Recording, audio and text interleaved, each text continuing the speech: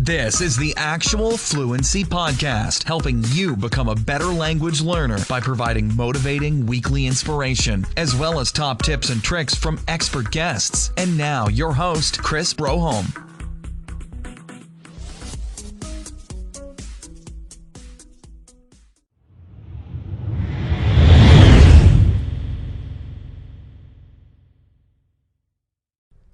Hello, everyone, and welcome back to another episode of the Actual Fluency Podcast. And as I say that, I realize that's how I start almost every episode. Anyway, today I'm happy to talk to Mr. Ed Cooke from Memrise. And you might be wondering, Chris, how come we're getting 3 episodes in 1 week? And I'm like, yeah, that's a bit unusual, I'll admit. But first of all, the 2 of the episodes were kind of connected. That was with Mr. Michael Levi Harris. And I figured, you shouldn't have to wait a whole week to listen to the continuation of that episode. And on the other point is that I've had a few delays lately where an episode would be, 2-3 days delayed from the posting date.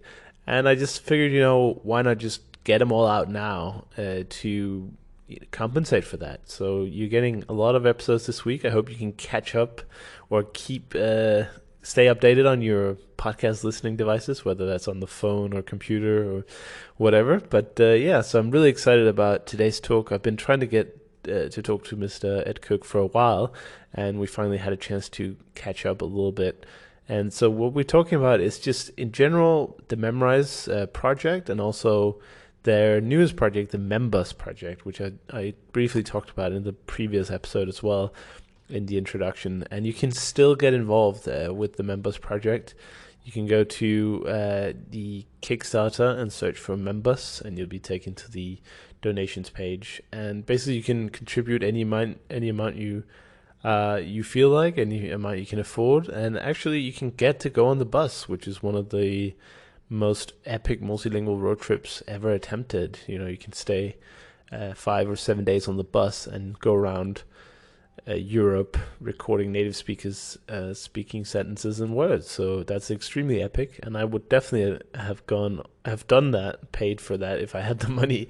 But as some of you probably know, I'm not the best place financially.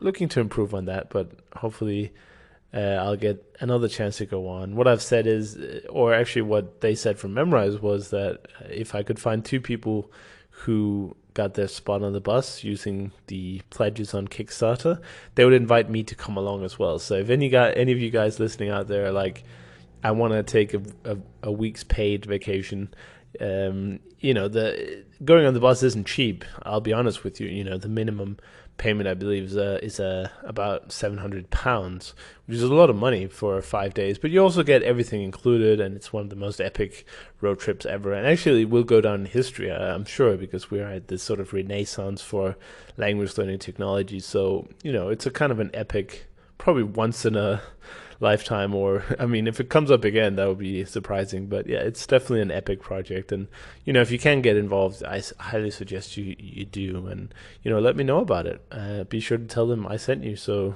I can come on the bus. But that's it for now. Enjoy the episode with Ed Cooke, and we also get into some learning techniques, how to use Memrise the best, how to improve your memory, how to basically learn the best. So I really hope you enjoyed this week's very practical episode, and I hope to see you in the next one. Take care.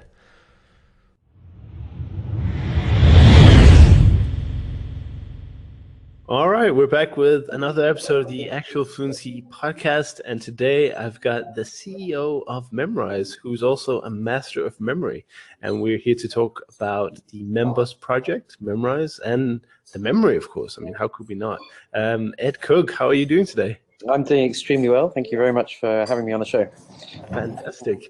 And this Membus project has obviously been the talk of the town the last few weeks. Can you just give the listeners who haven't heard about it yet a brief summary of what the project is? So, the Membus, to begin with, it's a double-decker bus, which we have got our hands on and painted in sort of marvelous colors and so on. And the Membus project, it relates to a learning experience we've been developing. which is based on very short videos of native speakers using language in context. So, obviously with language learning, the reason you want to be able to speak language is because you wish to be able to communicate and encounter people and learn about the culture and basically open up the horizons of your world. That's what we kind of think of as the essential quality of language learning. And the Membus, and so the video learning experience is basically to say, rather than learning from phrases or from written down text, as most language apps and books obviously operate, why not actually have, as an essential part of the language learning, an encounter with native speakers using language in context. And this has many charms. Some are practical and some are aesthetic. When you're learning from short video native speakers, you're actually kind of meeting people who speak the language. You're seeing their clothes, their humor, their physiognomy, how they behave. It's something of their humor. And actually encountering real people in some sense. And then, practically also kind of encountering how the language is actually spoken, how different accents work, how you're actually just encountering real language. And so it's got these kind of two rather marvelous benefits, this kind of mode of learning, that you're learning real language and you're also in direct contact with the reasons that you'd wish to speak a language in the first place. So that's the kind of the video experience. So we were kind of in a situation where we're like, okay, well, this is super cool. We've done it for English to some extent. But how can we go out and collect, what's required for kind of learning language? Tens of thousands of videos of words and phrases being used in context. And so it's quite a long story, but we experimented around, running around with filming cameras and talking to people and so on. And we found that there's this rather wonderful methodology where you get a kind of bunch of people, 5 or so filmmakers. You hit a town and you just accost pedestrians. You say, excuse me, like, we're making this video dictionary. Would you mind contributing a phrase? And it turns out you can actually record an enormous number of these phrases, but also to a really high quality. You can shoot them beautifully, you can have super great audio, and the rest of it. And so on the basis of this methodology, we're sort of thinking, okay, we need to go around Europe and like collect loads and loads of languages. Well, what is the most effective and also, let's face it, fun way of doing that? And so we decided that the way of doing that is to go on a kind of a road trip. And so, yeah, we picked up this double-decker bus, painted it with Membus on the side and all these cool Memrise graphics. Next summer, we're going to go on a kind of epic, and I'll come back to why epic is the word for it, but an epic road trip around Europe to basically hit all the towns and countries of Europe and collect tens of thousands of videos of native speakers in context, which will then pipe into the Memrise app to create a kind of a learning experience which we hope will be basically of unparalleled joyfulness. Fantastic. And obviously people can get involved as well. We should probably get that in yes, quickly, yes, I mean, this is know where to go. Yeah, so we are currently running a Kickstarter, which is part of, it's both to kind of partly fund the project, but also to gather a community behind it. And so, if you just search Google for Membus, it will come up, the project will come up, and as will the page on memrise.com. And there, we're looking for volunteer filmmakers. We're looking for people who wish to meet us along the way, introduce us to their friends, just have some fun and meet us. Yeah, so we're looking for it for anybody who's kind of inspired by this project to help. And and I will say that through the Kickstarter, we've had some wonderful incoming interest. People who are like, well, I'm currently recording video testimony of people in Africa and northern Iraq. This sounds like a great project. I'd love to get involved, and so on and so forth. So all volunteers welcome, but anyone who wants to meet us along the way, maybe record some of their own language with us, or otherwise help out, would be fantastic to meet. Sounds good. And there's just a few days left to contribute to that Kickstarter. So if people are interested, get going and get on that Kickstarter. There are lots of different levels you can contribute, all the way from getting some Memrise swag, or you can go all the way up and sponsor a wheel, which is very exciting. Depending on what kind of budgets people have, there are lots of different levels. So, go check it out if you haven't done so already. All right. So on the basis of that, I just had a few questions about the biology you're talking about. Has there been any kind of link between, or have you aware of any kind of benefit in memory of watching somebody speak a phrase instead of just listening to someone speak a phrase? Does it help us memorize it better? Well, I suppose I think it does. I don't know if that is the principal benefit, and I think that that it's important. I mean, one of the things about memory is that it's quite a complex cognitive function. So it's not just a kind of storehouse in the center of your mind, but rather it interacts with all of your other kind of faculties. So for instance. Perception, you learn to perceive things, you learn to understand an accent or something, and that learning is itself memory, but we don't often call it that. And so there are huge kind of the valuable things for the language learner which takes place when you learn from video, which wouldn't necessarily fall into the category of, oh, I can remember this word better, but you remember the word more like it actually is, and you remember more of the subtle fringe features of what someone's actually saying and speaking. And the second thing is that, the context of language usage, well, I mean, just as generally as a feature of memory, the context of recall is most effective when it's, our facility at recalling something is closely related to the connection between the situation we're in when we're trying to recall and that in which we learn something. So there are kind of lots of famous studies where, if you smell marmalade while you're studying maths and then you smell marmalade when you're doing a maths exam, you'll do better at that. And it can link to anything. If you're in the space, people perform better in exams if they do the exam in the same space they studied. One rather comic experiment involved scuba divers learning to solve maths problems and remember things, and it found that if you learn something while scuba diving, you recall it better when scuba diving than when you're back on dry land, and vice versa. Wow. So these kind of context effects are enormously important, and obviously the vast majority of the time when you're actually speaking a language, you're face to face with somebody. You're actually seeing someone, including their face and their intonation and the fact that they perhaps speak quite fast and have facial expressions and so on. So that, I think, is another advantage. It may be that there's no massive improvement in how fast you remember the word, but that you can recall it much easily when you actually need to, and that you remember more richness and so on and so forth. Right. So okay. So and also, I suppose it's a general improvement of the learning process also, because it's more enjoyable to actually see people, and from the demos I've seen, people are quite smiling and they're quite happy to share their knowledge. Yeah, I mean, I think for us, we've always wanted to develop a learning experience which is authentically joyful. So where, you can imagine, even if you're really tired after a long day and you normally sort of, watch Netflix and whatever, where there's just a kind of a flow to it and a pleasure and a kind of encounter with things which are beautiful and vibrant and fun. We've always wanted to create something like that, which is also like brutally effective for learning. So where you can like learn at an incredible pace. And we think there's a really interesting path with this video, because it's just so enjoyable to see people's faces, and it's quite, I like to reflect on the fact that if you look at different nationalities, and so far we've just done little trial projects on Danish people and French people and so on. One of the things which strikes you is like, oh my God, the Danish people are so Danish, and French people are so French, and equally like English people are so English. And it's that kind of encounter with like the reality of the people, which is, I think, part of the joy of the learning experience, and something which we really want to develop and turn into a kind of authentically rich form of learning experience.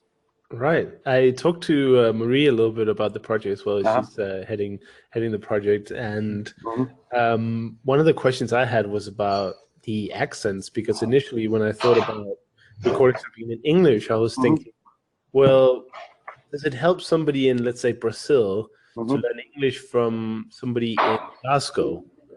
And I initially saw it as kind of a weakness in that you had to have kind of a high language standard in the sense of like high German or high English. But Marie was kind of saying that it's probably beneficial as well to show the diversity. What do you think about having a wide range of accents? Would it be helpful for learners of English, or let's say all languages, or do you have to kind of take some steps to make it a little bit more like the high standard version? Accessible, yeah. Yeah. Well, I mean, I think it's a little bit of both. So I think that in terms of like the robustness of your comprehension and the depth of your language skill, having that facility of understanding lots of different accents and also lots of different voices, and actual human voices, quite often on language learning programs, you get a kind of robot voice, which says everything, the kind of a slightly kind of tinny version of a perfect form of the language. So I think, generally speaking, it's very healthy. I think that the dream of the video project in the long term is that one will be able to kind of select one's accent. It's like, okay, I want to learn like Texan English or English from Oxfordshire or English from Scotland or whatever, and it could be amazingly specific. I want to be able to speak like the Beatles. I'm going to learn English from Liverpool, or what have you. But that's probably a little bit down the line. And I think, we because we have wonderful data on the degree to which people are correctly understanding the videos, we're able very quickly to say, okay, well, this person's accent's a bit thick. We're gonna whatever. That's pretty funny. You can just see it based on the test results. It's astonishing actually. It's so cool what's possible with kind of information technology. Because on Memrise, people might learn the word for spoon in French 500,000 times a year or something, and so you get incredibly precise data about what the best way to learn the word for food is, etc., etc. So and you use that data to improve the sort of the site, I suppose, the service. Yeah, so that's the idea. I mean, of course, these things are always slightly more complex in reality than in than in one's imagination, but that's like emphatically something we're going to be able to do with the video stuff. I mean, it's interesting. I think we have some really exciting product ideas around optimizing about using the data for kind of at a very fine-grained level, where the dream version would be like, okay, so Gerald has lots of experience in Spanish and a bit of experience in Portuguese, but has never learned the Cyrillic alphabet, and he's a sort of 42-year-old farmer. And on the basis of all that data, we know that he's going to find the following joke really funny and never forget the Russian word for bus stop, Ostanovka. That's the dream, and I think it's something to be aspired to, rather than something to be doing. I guess you could even like A/B test individual speakers. Let's say if you and I recorded the same phrase. You could send 50,000 people to your recording and 50,000 people to mine. Totally. And if people learn the phrase better from you, you could just say, well, we probably shouldn't have this guy then. We should have Ed say it instead of Chris. Yes, well, I think that's exactly what we will do. Although, I don't think we'll be too slave to the bell curve, so to speak. We can, if we find someone extremely amusing, but completely incomprehensible, that might be a good experience for language learners to have. Anyway. Yeah, you mentioned Liverpool before. It goes into that. So what other memory? Well, I keep talking about memory, but of course that's because you're the memory guy. You're the grandmaster of memory, and Memrise is sort of built on the memory aspect. But what other sort of behind the scenes improvements towards retention rates and learning rates have you been doing in the last 1-2 years that people might not have seen because it happens behind the scene? Well, I mean, there's lots of, there's 100 tiny little details really. A tweak to this algorithm, a subtle change to how we handle this interaction on a particular test type, a way we adapt to the difficulty of a word or to a person's particular strengths or weaknesses. I think it's one of those things which has, we still have a long way to go. I think there's the absolutely perfect form of this would be and this is what we're kind of trying to achieve, and I think we will get there. We'll get very close. But the dream version of this is something where we're kind of exactly anticipate. We're like the kind of perfect dance partner for your brain, where we're exactly anticipating, each of your mind's moves, where it's there are micro confusions, tiny little interactions between distant memories, moments of inattention, and so on. And we're just doing everything to make sure that the information is going into your brain in as sort of delightful a fashion as possible. And so that's the dream, and I think we've made a lot of progress, and we've got some quite exciting stuff coming up in the next year, which I think will move the needle quite a bit. Great. Yeah, one of the metrics we have is kind of speed of learning. Roughly speaking, measured in words per hour, and it's a complex metric because you have to say, well, you learn words per hour to remember for what period of time. But we've been doing this really cool competition with a bunch of cognitive science departments around the world, and it's called the Memrise. And we've actually got a URL for this, membrise.com. And basically, we approached it with University College London. There's some professors there, a guy called Professor David Shanks, who runs the Memory and Languages Lab at UCL. We approached 20 of the top cognitive science labs in the world, and we were like, well, you've been studying memory for 30 years, design your ultimate learning methodology. And so many of them did. So we got about 20 experiments which got done where people were like, well, I've been studying this element of memory, so I'm going to create a thing like this. And it was kind of to learn 80 Lithuanian words or something in an hour. And so they all ran experiments and then provided us with their kind of empirical results. And some of the experiments worked, some of them didn't, and some of the best ones improved the amount someone learned a week later from against a pure flashcards use case. They improved the rate from sort of 20 words per hour to like 44 or 50 words per hour. And by the way, we internally we think Memrise is at about 44.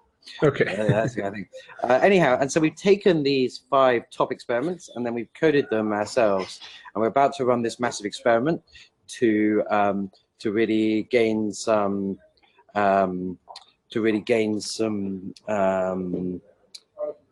some like massive scale empirical data about these different approaches. And it's quite cool because what's interesting is that in cognitive science, although an incredible amount is known, and there are just so many unbelievably brilliant people coming up with super cool theories about lots of things, it's not really an empirical question like what's the fastest way to learn. It's more like, okay, if I add this mnemonic, what's the influence on long-term retention, whatever. I kind of compare it to like scientists have identified like lots of ingredients which help learning, but have never thought to cook up the ultimate recipe or something. Anyway, so we're going to run this thing, and then we'll see what happens. We'll see which entry wins, and then we hope to do this experiment every year for many, many years. And then because the results are all going to be open source, the people from the previous next year will be able to say, okay, these guys won this year, but that bit's stupid. We're going to add this thing and the rest of it, and hopefully it will create a kind of feedback effect, and we'll be able to like seriously advance the science of learning to a point which just doesn't exist at the moment. And that will be beneficial for us, of course, but it'll also be beneficial for every other learning startup and every school and so that'll be pretty cool. Every learner. Yeah, every learner, yeah. Yes. Amazing. And also, speaking of new features, not too long ago you released, or at least I got access to, I know sometimes you do staggered releases, but I got access to the new functions of the app, which had the speed review, which I wanted to just mention, because in sort of if I just had to ignore everything else and look at the speed review as an independent unit, I would say that's kind of I'm too lazy to do the full extended review. Is there some form of truth to that, or why did you come up with a speed review first of all? Let's talk about that. So I think the thing is with learning tech is that one's always balancing motivation and engagement. So motivation and learning effectiveness, and then they don't always completely coincide. So for instance, there's lots of evidence, and this is kind of in the kind of meta psychology or metacognition kind of area of psychology, where there's lots of evidence that that people radically misunderstand what's most effective for their learning. So if you kind of get someone to use one of 2 techniques, quite often the one which works like twice as well as the other one, they'll say, no, that one didn't work very well or whatever. Anyway, so there's always this kind of challenge in designing learning tech to make sure that it's as effective as possible, but also to kind of communicate that to the learner. And that's just a kind of general proviso to answer. But the kind of cognitive reason for having speed review is just that like speedy recall means that, you know, so memories have kind of have speeds, kind of thing, and you kind of notice this when you try and eat slowly. So if you have like, you get a forkful of food, and rather than going at your normal pace to your mouth, you actually slow it down by a factor of 2. It's actually really painful, and the rest of it. But you do that for a bit, and you can actually reset the pace at which that action memory works, kind of thing. And quite often you can get into a kind of pace of recall as well. So you have a certain speed at which you produce an answer, which sometimes may not be quite fast enough for conversation, because when you're talking, or you obviously have to have the capacity to find words exceptionally fast in order to be able to do it. Anyway, so like it's obviously a desirable facet of a memory that you can find it really fast. So that's kind of one thing. At the same time, like people often on Memrise have thousands of items they've learned, right? Where actually you fundamentally know those memories, and we could give you a typing test and you get it right. But that actually takes a bit of time and effort, the rest of it, and you can actually get pretty much the same benefit from just speedily recalling it. And so that's kind of one of the motivations, is to aid people who have a lot of memories to review. And I think the final reason is just a bit of fun. It's just like going gamification fast. A little bit. Gamification, yeah. Fun is fun, And funny enough, my 70-year-old father, who rather hilariously was not, I mean, I've been doing Memrise for like 6 years or whatever. He wasn't using the Memrise app until we were made editor's choice on Google Play. And he, and he was like, oh, Eddie, your app's I'm going to download it. So he downloaded it. He got into doing some Italian. And I saw him recently. And he was like, okay, so Ed, I can't talk. I've got to do my speed review. And I just watched over his shoulder, and it was quite interesting. He's 70 years old, and he was putting together strings of like 65. Viewers, strict listeners who don't know the system, but I can't get to 65 myself. Yeah, it was quite interesting to see my old man just go, whatever, and just making these kind of speedy recall things, and and it's quite a bit of fun. So. Yeah, it definitely is, and I guess one of the things you also just mentioned that is a big thing is the most efficient method to learn something might not be the most enjoyable or enjoyable at all, and then that defeats the entire purpose of effectiveness. Yes, it's a balance, and I think actually at the heart of it there is a place you can find where you kind of combine perfect effectiveness with perfect enjoyableness.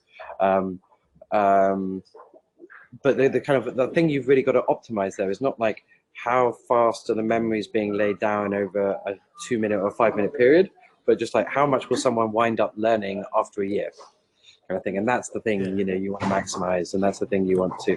I mean, for me, like the moments in my life where I've had my most kind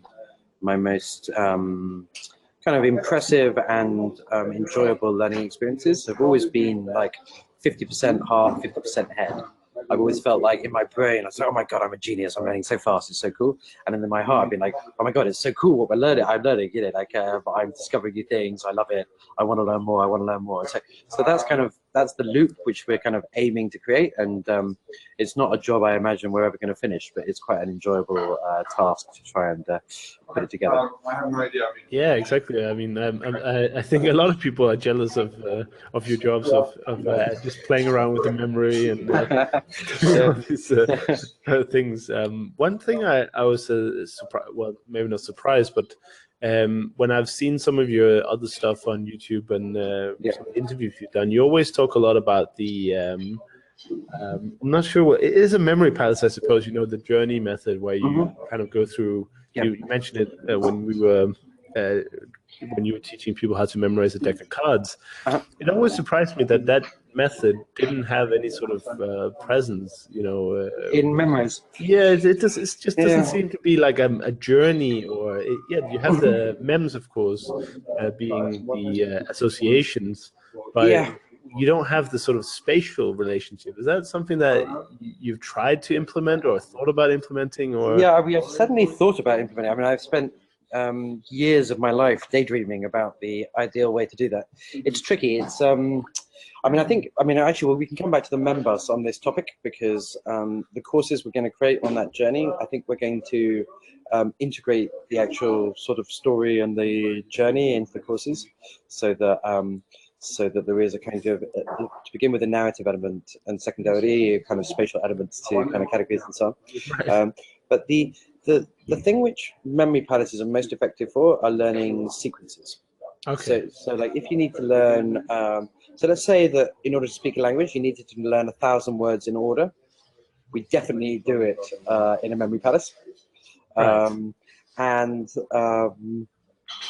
then you'd be able to recall. You'd literally be able to begin with the first word, and then, and it wouldn't take that long. You'd be able to study on it for like 10 hours, and you'd be able to begin with the first word and get all the way to the last word.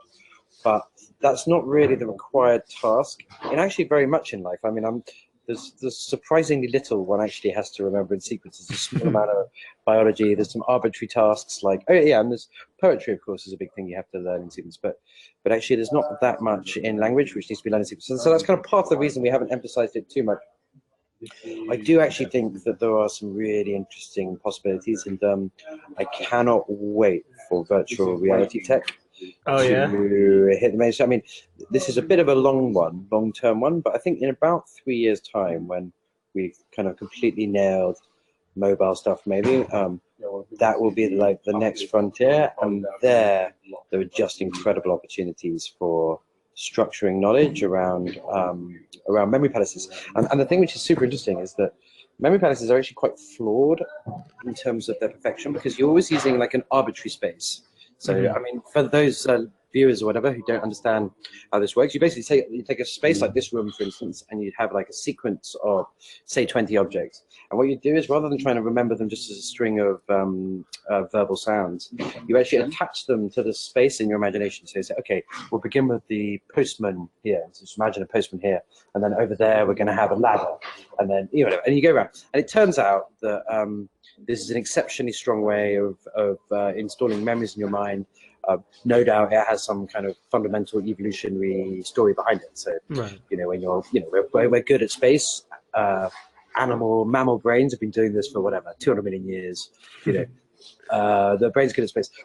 But the thing is that the actual space doesn't really encode any information other than the sequence, because it's just an arbitrary space. You're just saying, okay, the next thing along, and then, okay, but there's a possibility with virtual reality that we can actually create spaces which themselves encode information. So the position of the door and the shape of the room and what happens when you walk out of the room and the next room's along and so on, each of those things could contain structured information. So rather than imagining things in the space, all you're doing is learning the space. And I've been thinking about this for years, and and so I used to do a thing called memory walks, where you take a bunch of people and you walk them around and you'd learn, say, all the prime ministers and all the presidents or whatever. But of course, if you actually had power over the space, you could actually make the space, reflect not just like the sequence of the presidents, but you actually have the president there, and you could also have their causal connections to the next president. And let's say there was a plague at that time, you could have an object which kind of signifies a plague and so on. And just literally by walking around the room, you could absorb the history. And in particular, I'd be super interested to build a school like this, an actual architectural space, where if you were studying 13th century history, you'd go to that point in the school and you do all the lesson there. So all the memories would be attached already meaningfully into the timeline. But I suppose you could just have one room, because the virtual reality can just generate the room. So if you just have the space, just a big like gym room or something, the virtual reality system could actually just generate every reality based on what subject. Yeah, definitely. And there's a particular thing which I always think is very interesting, which is making connections between abstract concepts. Sometimes also with history. And this is like inherently a very challenging thing to remember, when you're studying philosophy or some arcane area of cultural theory or whatever it is. Just holding all the connections in your mind sometimes require months of study to sort of be, okay, I'm thinking about this concept, and of course that relates to this way of framing and understanding, this. And this is kind of what you're doing when you're a student and you're getting used to a new area of study. but there's a possibility that you might be able to use memory palaces, which are kind of like three-dimensional diagrams, if you think about it. Yeah. Diagrams which you're walking around inside, and you can kind of look around at the rest of it. Might be to actually teach those kinds of complex concepts. Anyway, for the future. So, but yeah, I mean, I think just going back to Memrise, there's two things which I think we should hopefully make more of. I think that the video provides a certain sense of space. You know, you kind of remember not just the foreground, but the background. You have a sense of the space there. And this will help kind of contextualize and connect memories. And then hopefully through the road trip, you know, which I should talk about more in the Membus, hopefully through the road trip, we should be able to kind of create narratives within the courses. Right, so it makes sense that you don't just have a sentence that says, John is going to the beach. You actually have... You knew the pre-story to that, or based on the memorized story. So you can, if you're unsure of a word, you can always just think back to the previous action, and then go from there. Yeah, and at the very least, think back to the context, so we can sort of, I don't know. Have you ever seen a Snapchat story? A Snapchat story? Well, I've been Snapchatted messages, but I haven't seen a story per se. Yeah, because I personally find Snapchat very boring as a messaging platform. But they have this amazing thing where people can make their messages or the little snaps they do public, and they get kind of curatorially linked into a scene. And I saw one of these for Mecca, and it was just, you know, it was just a collection of whatever 5-second clips strung next to each other. But it was kind of looking at it from the inside, from every angle. You saw them drinking water, you saw them going down to pray, you saw their hotel accommodation, how they got there, you saw them chatting and eating and the rest of it. And it was just kind of like it was just like a sort of intimate documentary style portrait of all the stuff which actually happens if you go there, rather than just the normal iconic photo or whatever, which tells you nothing, or gives you a very misleading global impression of it. And I'd like the kind of Memrise courses in the future to have this kind of quality, where you know, going to the beach in France is quite different from going to the beach in Germany, beach in Peru, you know, whatever, and to be able to capture the texture of these experiences with all the contextual phrases and all of the kind of quality would be pretty magnificent, and that would then mean that when you actually were in a beach in Peru or what have you, you kind of had the lingo, you kind of knew what goes on, you might be too surprised, you know, whatever, and in fact it might tempt you to go there in the first place, which would be even better. That's nice too, yeah. One of the big discussions that has been going on for a while, and I haven't seen any new sort of studies released on this, is should you learn from a translation, or should you have the original target language only? And obviously Memrise works a lot on going from a language to another one. Is it English, obviously, the big one. Have you what's the benefits of doing one or the other? And also, now that you're starting to support video, will the model at some point have videos that don't have any text under them?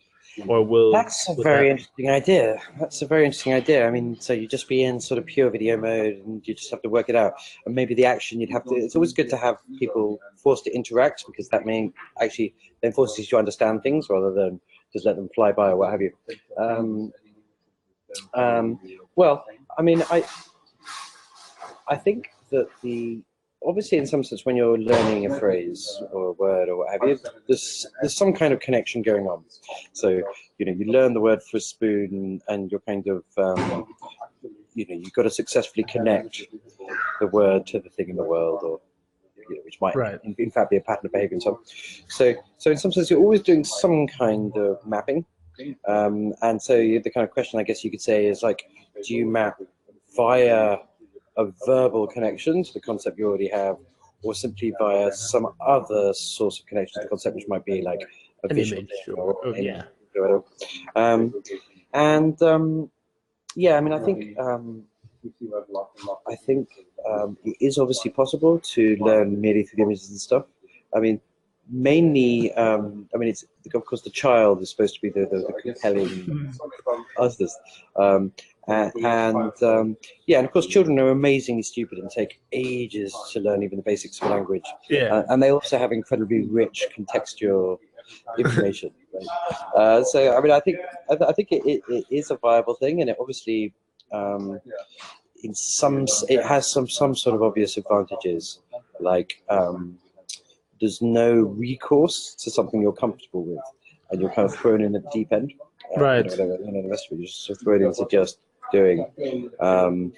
But I think, certainly with kind of contemporary technology, I wouldn't be very, very excited about designing a system which went just straight to the language. But I think, if you can give people the experience of sufficiently rich contextual situations with sufficiently rich interactions, then it could be compelling. Like if you go to a foreign country where nobody speaks your language and you're just forced to pick it up, make sounds, and hope people respond to you like, the spoon.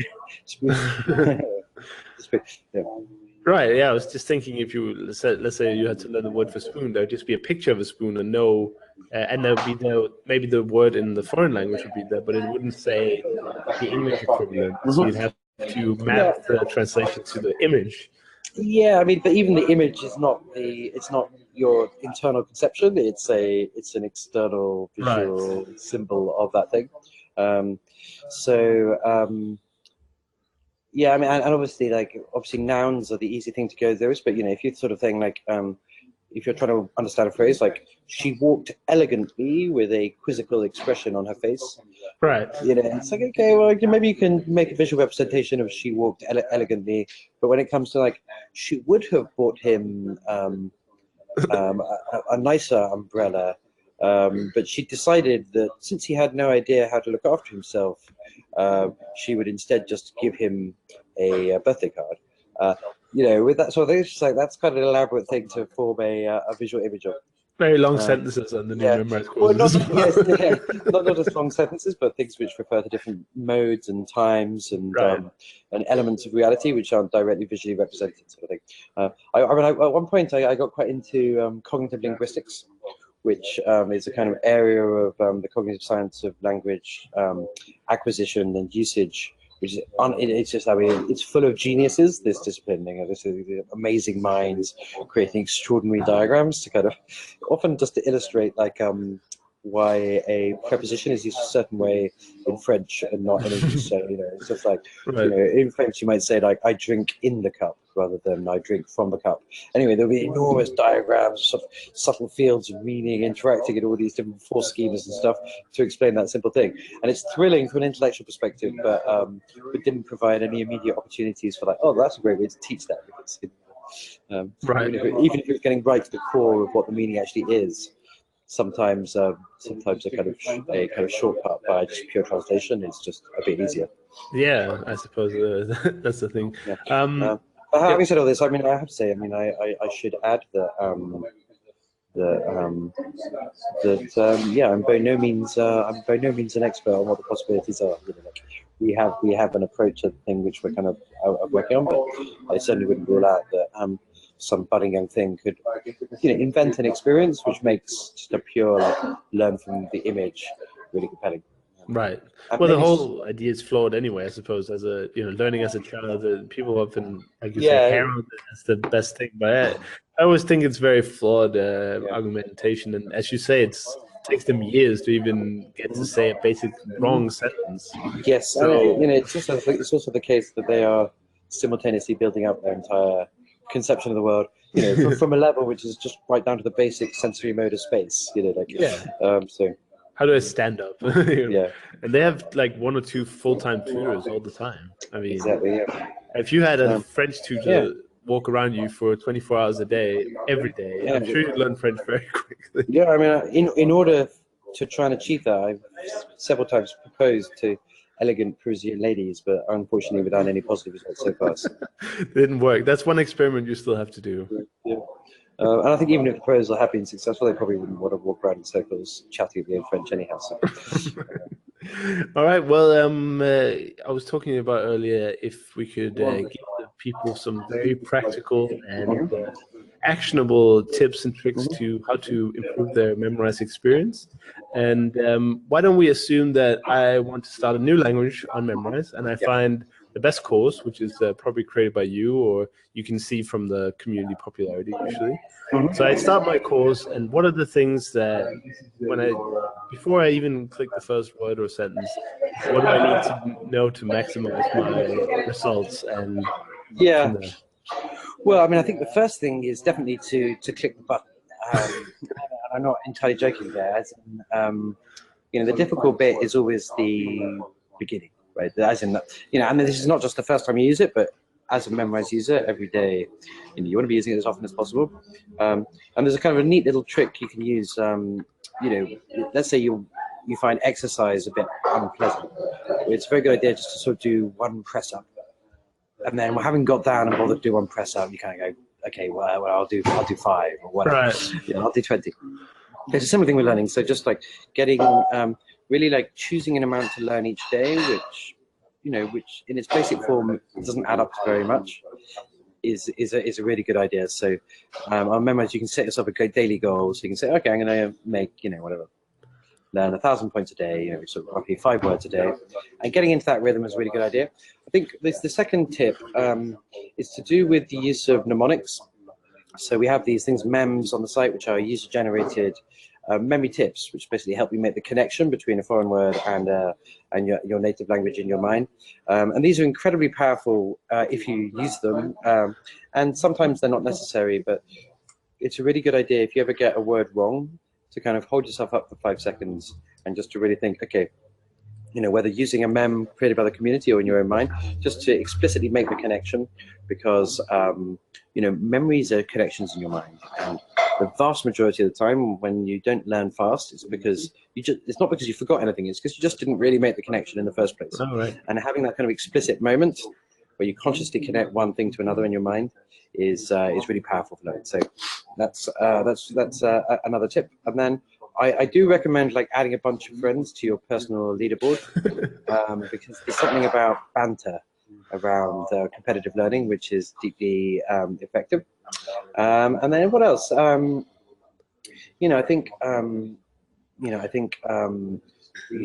I say, so setting the goal and making sure that it becomes a daily habit.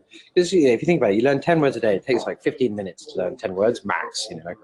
Yeah. You do that for a day, once a day for a year, and then you learn 3,650 words, and that's pretty comfortably enough to be able to understand anything you see in a newspaper or whatever else.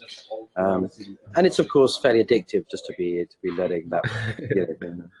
Right, and try to make sure to keep the reviews down every time, and just I guess follow the whatever it tells you to do. That's why you design it that way, right? So people don't have to think about when to review stuff themselves. It'll come up at a sort of a when does it come up actually? What is that defined by, the time it takes for it to request a new review? So one of the features of Memrise is a system based on the concept of spaced repetition, which basically says, you've got a lot of memories in your brain. In fact, all of them are fading. That's the nature of human life, I'm afraid to say, but in actually quite a good way, because, millions of things go into your mind every day, and most of them are complete nonsense. So you kind of want everything to be fading unless it's important. And the kind of hack the brain has for realizing when something's important is just to say, well, if it repeats, then it's actually a valuable pattern in the world. If it repeats, or if it's exceptionally interesting and dangerous or beautiful or sexy or what have you. Anyhow, so all memories are fading, and they fade at different rates. And one of the key things which determines how quickly a memory fades is basically how often you've seen it before, because each time you get a repetition, it fades slightly slower the next time. And so if I were to do, let's see if I can do this in a sort of gestural fashion, but if a memory goes into your head, it's immediately going, woo, and after about 5 minutes, you'll almost forgotten it. But if you remind yourself then, it'll go back up, and this time it'll fall slightly slower. So after about an hour, you'll be about to forget it. And do it again, and then it'll sort of last a day this time. It actually will be much more solid. And if you remind yourself in a day, well, actually, this time it's going to take a month. And so on and so forth. And of course, it depends on the memory, it depends on who you are, and we try and track all these things. And so the Memrise system is basically it's like a guardian for your memory. It sort of tells you, like, okay, you need to remember this one now, and this one now, and these 5 now, whatever. And it looks across your whole past learning history, even if you've been learning for years, and you've learned, like, funny enough, a guy came into the office today, a guy called chap called Roberto, who's the first overlord I've ever met on Memrise. So he's got 100 million points, has learned more than 100,000 items. Anyway, he popped in, he's from Turin in Italy, and he's like, hey, I'm an overlord. So we hang out. And so he has he has 100,000 things he's learned on Memrise, and every day we make a suggestion of the ones he should most review, and he goes through them, and that's how he can kind of keep that many items fresh in his memory. He must have many reviews though every day. Yeah, I think he's quite a devoted student to Memrise. Yeah, spent about 4 or 5 hours a day learning. Yeah, that's impressive. Yeah, that's one of the problems I had when I was sort of really getting my head in, was that suddenly the reviews would just stack up, and I would miss a day, and I would have like 1,000 to review even before adding new words, and I just crumbled. I don't know if there's any tricks or tips in that situation. Well, I think in a way that's bad product design, and we have some, because what's important is to maximize your chances of remembering as many things as possible. And if we start showing you numbers like, okay, you've got 1,000 to review, that may be true, but probably if we showed you 500 or 200, and then just made sure you did it, then you'd end up learning more. So again, it's that example of effectiveness and motivation. Right. And good product design should probably have been a bit more encouraging. So I do apologize about that. And we do have some. We're doing quite a lot of data work on our spacing algorithm at the moment, because of course we've got millions of people who've learned tens of millions of words. So we have a lot of data, and we've got some quite interesting ideas about how we can improve that in the future, so that you don't find yourself up against a wall of review. So right. Yeah, that's the problem. And then I suppose it's just keep using it every day or as regularly as possible, and just keep the reviews down and add new words. And I guess the balance of adding new words is just to make sure not to add like 100 words in one day and then no words for 2 months. You want to spread it out, right? You do. That's that would be another tip for Memrise users, is like little and often. And this has been a established principle of effective memorization since early antiquity. So in the early classical Greek texts. By the way, I must come back to the word. I had this thought today because Marie has been talking about the Membus tour being epic. Oh yeah, that's true. Yeah. And then I suddenly remembered today that the word epic comes from the Greek word epos, which means word. So it suddenly struck me what an appropriate thing to call our Membus road trip epic, because we will be, in fact, epically collecting hundreds of thousands of words. Yeah, anyhow. It's crazy for 11 languages if the Kickstarter is successful. And just a reminder to everyone, you can still get involved for a couple of days on the Kickstarter page. Just go search for Membus. You'll find the Kickstarter page. You can get involved at various levels, and you can even join. You can get on the bus. You can actually be a part of the bus. I mean, how cool is that? And Ben, the COO of Memrise, has promised me a seat if I can find 2 others. So 2 will pay for my seat if that works out. Oh, great! And, so if anyone's listening out there and they're like, I want to get on the bus, remember to say Chris sent you, and we'll have the most epic road trip ever. Also did sort of on a whim say that if you make the 100K a goal in your Kickstarter and somebody gets me on the bus, I'll get a decently sized tattoo of Memrise somewhere. That's very good. That's all in. Oh, that's good. Well, I appreciate your devotion to the brand, and we'll do our best to make sure it happens. We've still got about 40K to go, so you don't need to worry too much right now. Yeah. Right, exactly. But thank you so much for coming on, Ed, and sharing your love for memory and Memrise. And we can't wait to see the new features. I've seen some demos of the new video function on Memrise, and it looks fantastic. I hope my data plan doesn't get swallowed up on the first day. But you know what? It won't, actually. Our incredibly clever engineers have somehow managed to compress and serve the video in super small things. So it's actually hardly more than a picture. So it'll be like browsing Instagram, and it'll be fine. Yeah. Amazing. All right. Well, thank you so much, and I'm really looking forward to the Membus tour. And we'll come get you on the bus. Yeah. I hope so. Otherwise, I'll just smoke the bus through Europe and run behind it or something. Superb. Brilliant. Just come meet us the way. Okay. Have a great day. Thank you so much.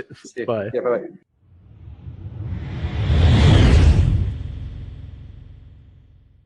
Thank you for listening to the Actual Fluency Podcast.